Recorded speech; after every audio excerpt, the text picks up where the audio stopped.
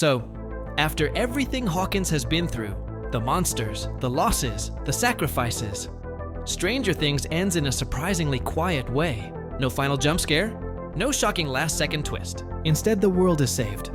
But the question that matters most is left unanswered. Is 11 really gone? Or did she survive? Let's break it down.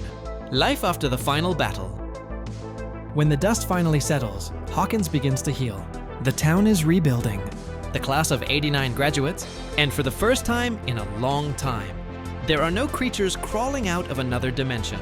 Dustin gives a graduation speech that feels like something Eddie Munson would have absolutely loved. Emotional, awkward, and full of heart. Nancy, Steve, Jonathan, and Robin talk about their futures, careers, distance, promises to stay in touch, even though deep down, they all know life will pull them in different directions. Joyce and Hopper are finally at peace. No running, no hiding, just the chance to start a normal life together. Max and Lucas are still strong. A small but meaningful win after everything they survived. On the surface, this looks like a happy ending, but there's a hole in it. A very big one. 11. 11's sacrifice, or was it? For the final episodes, 11 is trapped in an impossible choice. Dr. K wants to use her blood. The military wants her powers. And Kelly believes the only way to stop the cycle is to end it. Elle fights everyone about this. Hopper, Mike, even herself. And when the final plan is activated, when Hopper and Murray set the bomb to destroy the Upside Down forever, 11 isn't with the others. She's alone, standing at the gate. As Purple Rain plays, she shares one final psychic moment with Mike. A goodbye, a kiss. And then, she's gone.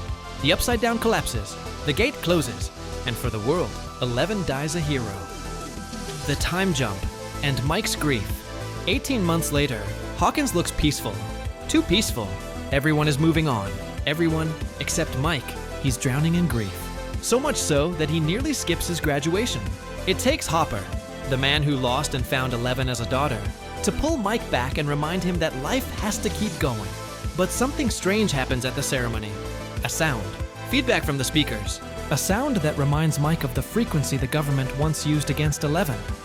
The one that caused her unbearable pain and blocked her powers. And that's when doubt creeps in. What if she didn't die? The final Dungeons & Dragons game. Before leaving Hawkins, the kids return to where everything began. The basement. One last Dungeons & Dragons campaign. And during this game, Mike does something unexpected. He tells a story. Not just a D&D story, a theory. Mike suggests that 11 didn't sacrifice herself.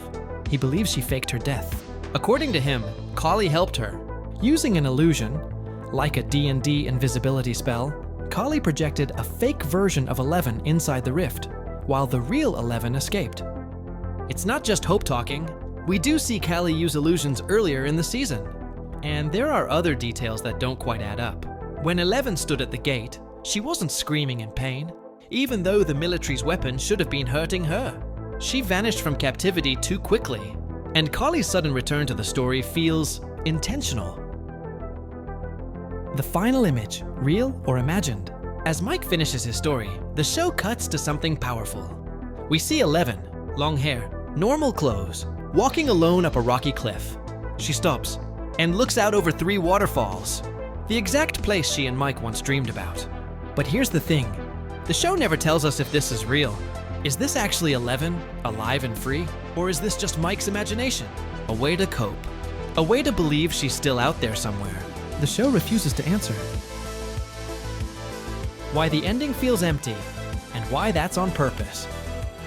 For a series known for shocking deaths and bold risks, this finale feels strangely safe. Almost everyone survives. The villains are defeated. The world keeps spinning. And yet, something feels missing, because Stranger Things was never really about monsters. It was about belief. Joyce believing Will was alive, Mike believing in 11, friends believing in each other when no one else would. So the finale asks us the same question it asks Mike. Do you believe she lived? There's no proof, no confirmation, just a choice. So, is 11 dead or alive? The honest answer? The show lets you decide. If you believe Mike's theory, she survived. If you don't, she sacrificed herself to save everyone. Either way, her story mattered. And maybe that's the point. Because after everything, stranger things have happened. So what do you believe? Did 11 survive? Or did she become the final sacrifice? Let me know your theory in the comments. Thanks for watching.